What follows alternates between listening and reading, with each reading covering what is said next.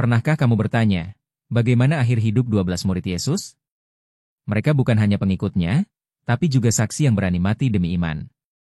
Video ini akan mengajak kamu mengenal bagaimana mereka mengakhiri hidup, dengan penderitaan, tetapi juga dengan kesetiaan. Inilah kisah kematian 12 Rasul Yesus yang setia sampai akhir. 1 Petrus. Petrus, pemimpin para rasul. Ia disalibkan di Roma oleh Kaisar Nero. Tapi dia berkata, "Aku tidak layak mati seperti Tuhanku." Maka ia disalibkan terbalik. Petrus mati, tapi imannya tetap hidup. 2 Andreas. Saudara Petrus, memberitakan Injil sampai ke Yunani. Ia ditangkap dan disalibkan di salib berbentuk huruf X. Selama 2 hari disalib, ia terus berkhotbah kepada orang yang lewat. Sampai akhirnya, ia menghembuskan napas terakhir. 3 Yakobus anak Zebedeus. Rasul pertama yang mati martir. Ia dipenggal oleh Raja Herodes di Yerusalem. Bahkan, orang yang mengawalnya sampai ke eksekusi ikut percaya kepada Kristus dan mati bersama Yakobus. 4 Yohanes. Murid yang dikasihi Yesus. Pernah dicoba dibunuh dengan minyak panas, tapi ia selamat. Ia diasingkan ke Pulau Patmos, tempat ia menerima penglihatan dan menulis kitab Wahyu. Satu-satunya murid yang wafat alami, tapi hidup penuh penderitaan. 5 Filipus. Berkhotbah di Asia Kecil. Ia ditangkap dan digantung di tiang salib di Hierapolis.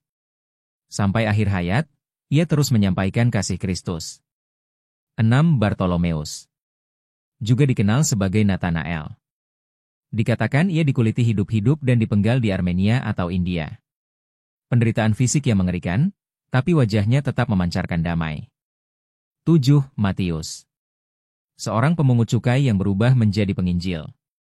Ia memberitakan Injil di Ethiopia dan Persia. Akhirnya dibunuh dengan tombak atau pedang karena imannya. 8 Thomas. Dikenal dengan Thomas si Peragu, tapi ia pergi sejauh India untuk memberitakan Injil. Ia dibunuh dengan tombak oleh pendeta setempat.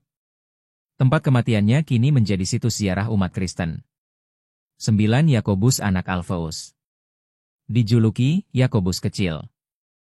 Ia dilempar dari atap bait Allah oleh imam Yahudi, lalu dipukuli sampai mati. Bahkan di saat dipukuli, ia berdoa bagi musuh-musuhnya. 10 Simon orang Zelot. Memberitakan Injil di Persia atau Libya. Ia disalib atau digergaji karena menolak menyembah dewa-dewa lokal. Darahnya menjadi benih bagi gereja yang tumbuh di tanah asing. 11 Yudas Tadeus. Saudaranya Yakobus. Ia memberitakan Injil di Mesopotamia dan Persia. Akhir hidupnya disiksa dan dibunuh dengan pentung berat oleh orang-orang yang menolaknya. 12 Yudas Iskariot. Murid yang mengkhianati Yesus. Setelah menjual gurunya, ia menyesal, lalu menggantung diri. Ia tidak mati sebagai martir, tetapi sebagai peringatan akan bahayanya cinta uang dan pengkhianatan. Mereka bukan hanya murid Yesus, mereka adalah para martir yang membayar harga iman mereka dengan darah. Mereka percaya bahwa kematian bukanlah akhir, tetapi permulaan hidup yang kekal. Pertanyaannya, apakah kita berani setia seperti mereka? Mari kita belajar dari keberanian mereka dan hidup dengan iman yang sungguh-sungguh. Karena seperti tertulis, barang siapa setia sampai akhir, ia akan diselamatkan. Matius 24:13.